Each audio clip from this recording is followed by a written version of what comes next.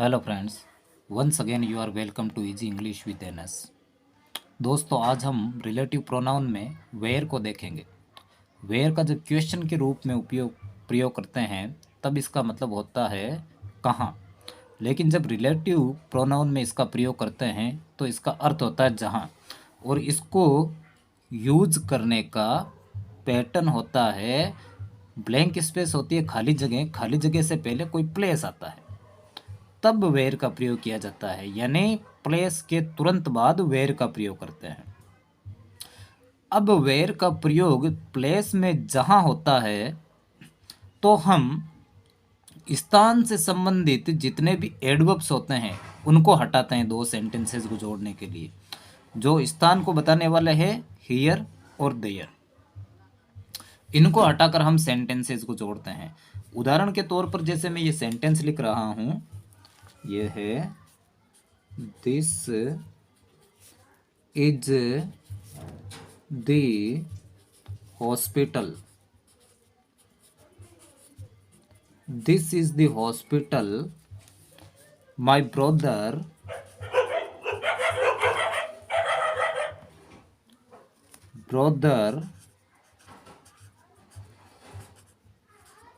Works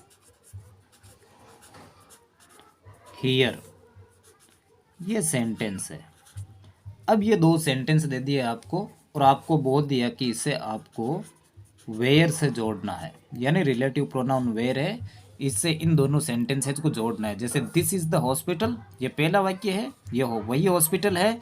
my brother works here, मेरा भाई यहाँ काम करता है। अब इन दोनों सेंटेंसेज को जोड़ेंगे दोस्तों, तो हमें ध्यान रखना है कि वेयर का प्रयोग हम स्थान के तुरंत बाद करेंगे। तो इस सेंटेंस में स्थान है हॉस्पिटल, तो पहले इस सेंटेंस को लिखें, this is the hospital,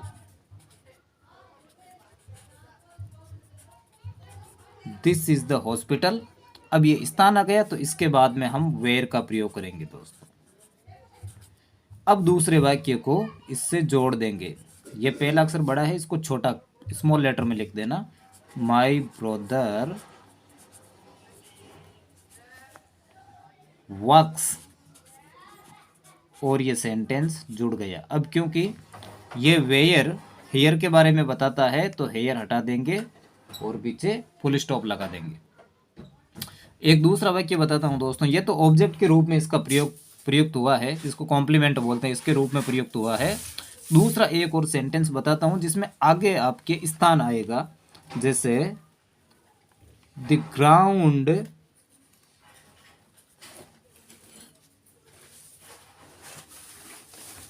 is very short,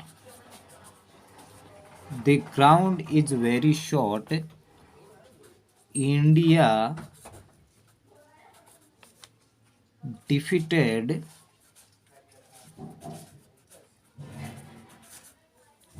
Australia।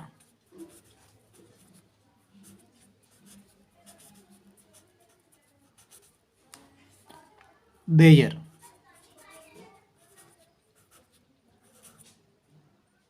ये सेंटेंस आ गया। अब आपको बोल दिया कि इसको आपको देर से जोड़ना है। तो दोस्तों ध्यान रखना, इसमें तो ये कॉम्प्लीमेंट के रूप में ये हॉस्पिटल आया है, जिसको आप आम भाषा में बोलते हैं कि ऑब्जेक्ट के रूप में।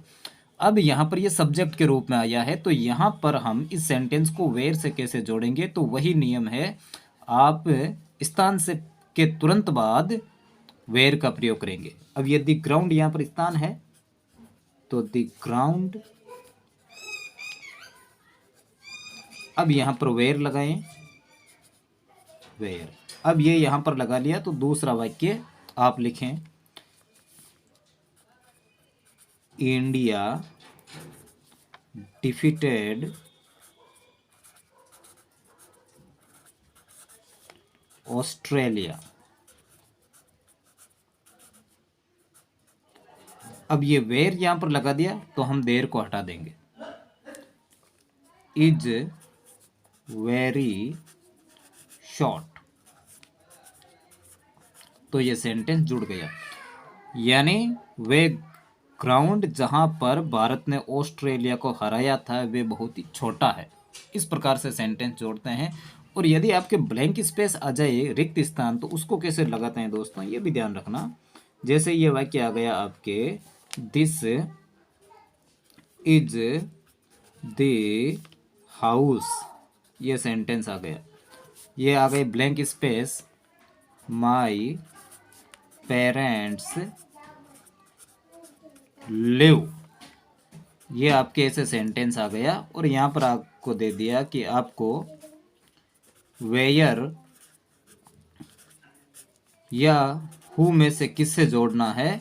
तो आपको ध्यान रखना है कि यहाँ पर यह खाली जगह से पहले स्थान आया है, तो स्थान के तुरंत बाद हम वेयर का प्रयोग करेंगे।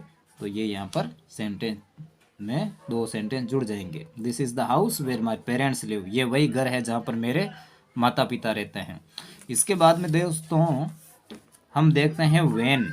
वेन का अर्थ होता है, जब प्रश्न पूछते हैं कब, लेकिन रिलेटिव प्रोनाउन में होता है जब या जिस समय।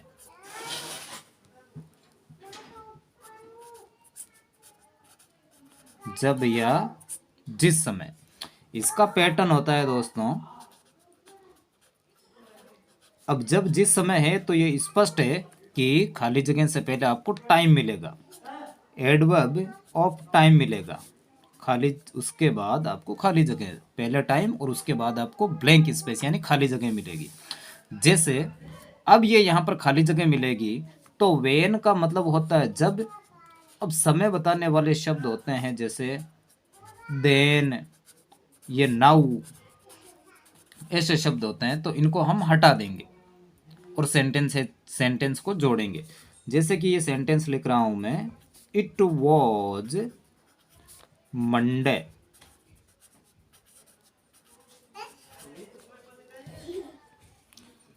We went to temple then, we went to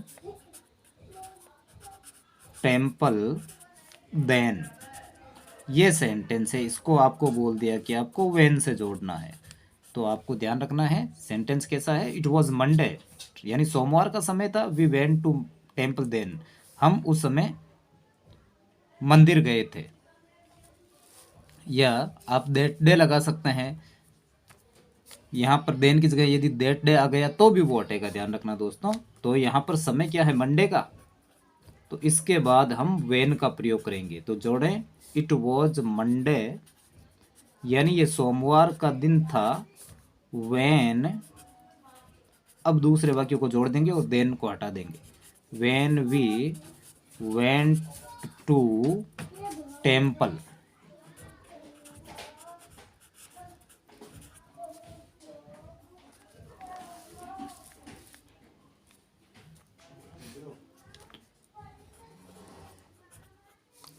it was, ये सेंटेंस जोड़ना है। जैसे आपको इट वॉज मिडनाइट,